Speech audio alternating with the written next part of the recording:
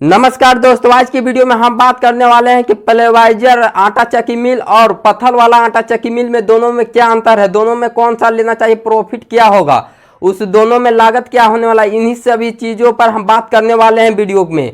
तो वीडियो को लास्ट तक बने रहिएगा और नए हैं तो प्लीज़ चैनल को सब्सक्राइब कर लीजिएगा। और हर एक पॉइंट पर हम चर्चा करने वाले हैं कि कौन प्रॉफिट है और कौन नुकसान है, किसे लेना चाहिए किसे नहीं लेना चाहिए। तो आइए वीडियो को स्टार्ट करते हैं। फर्स्ट पॉइंट में अगर बात की जाए तो कोई भी अगर आप सामान को परचेज करते हैं तो उसमें बजट का बहुत निर्भर करता है। तो वहीं पर अगर आप मान सकते हैं कि अगर प्लाईवाइजर में लेते हैं तो उसमें चेम्बर साइज होता है और इसमें इंची होता है कि 16 इंच 18 इंच 20 इंच चक्की।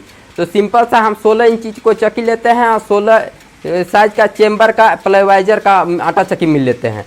तो दोनों की अगर प्राइस की जाए तो अगर 16 इंची का अगर आप 16 इंची का अगर पर चक्की लेते हैं या खड़ा चक्की लेते हैं तो दोनों में करीब 2-3 हज़ार का अंतर पड़ेगा। यानी करीब मान सकते हैं कि 15 से 18 हज़ार तक आपको मिल जाएगा, जो कि हम पट चक्की या खड़ा चक्की की बात करते हैं, जो कि पत्थर वाले की बात कर रहे हैं। वहीं पर अगर नंबर 2 की बात की जाए तो नंबर 2 में हम मेंटेनेंस की बात रखते हैं, जो कि दोनों में कितना खर्चा है उसी के बारे में बात करते हैं।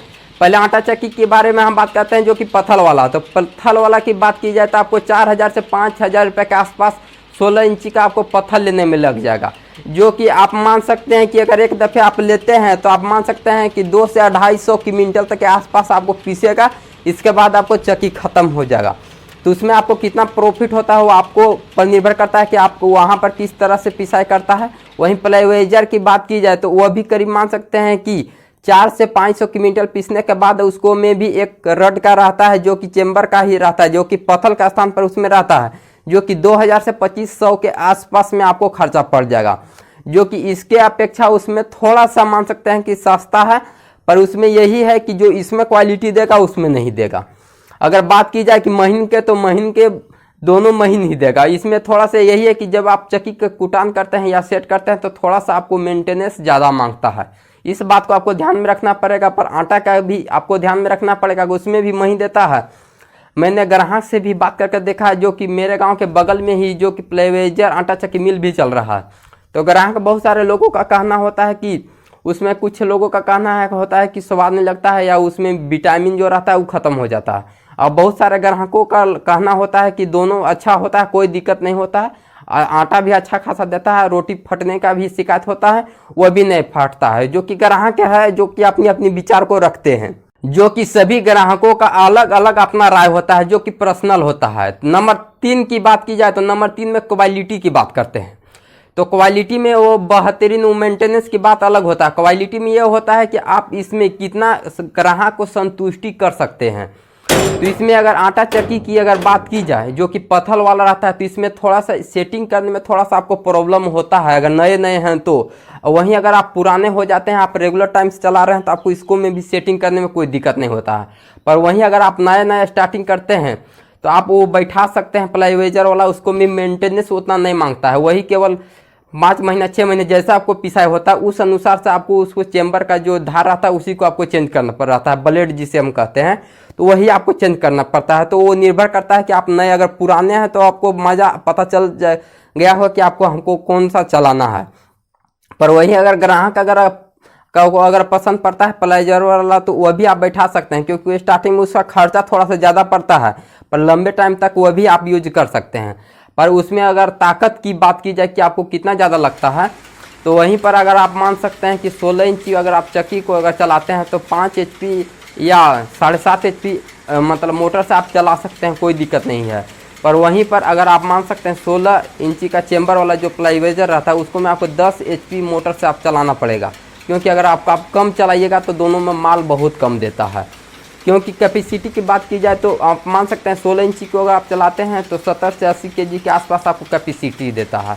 वहीं अगर प्लाईवाइजर वाला आप चलाते हैं तो करीब मान सकते हैं 10 HP के अगर मोटर से आप चलाते हैं तो क्विंटल के आसपास आपको फ्रेश आटा निकलेगा। तो ये अगर आप शहर इलाके में रहता है जहाँ पर आप मान सकते हैं कि केवल गेहूँ का ही पिसाई होता है, उस जगह पर अगर आपको अगर चाहते हैं नए नए हैं तो आप बैठा सकते हैं, क्योंकि उसमें मेंटेनेंस कम होता है प्लाईवाइजर में, इसलिए आप बैठा सकते हैं। वहाँ का भी शहर में यही होता है कि अच्छा खासा खाने में कैसा भी कोई दिक्कत नहीं हो, पर दिखने में अच्छा खासा होना चाहिए, उसमें ताकत हो या ना हो अलग मैटर है।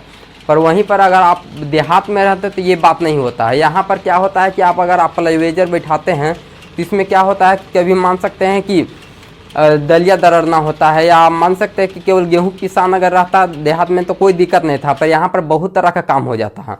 फर्स्ट टाइम में अगर बात की जाए तो आप गेहूं पीस सकते हैं, मक्का को दरड़ सकते हैं, इसके अलावा आप मान सकते दलिया को भी दरड़ सकते हैं। दलिया में भी 3-4 किस्म होता है, एक राहड़ हो गया, मसूर हो गया, बटरा हो गया, बोतल सिम हो गया, और इतना प्रकार का जाली कभी नहीं होता है।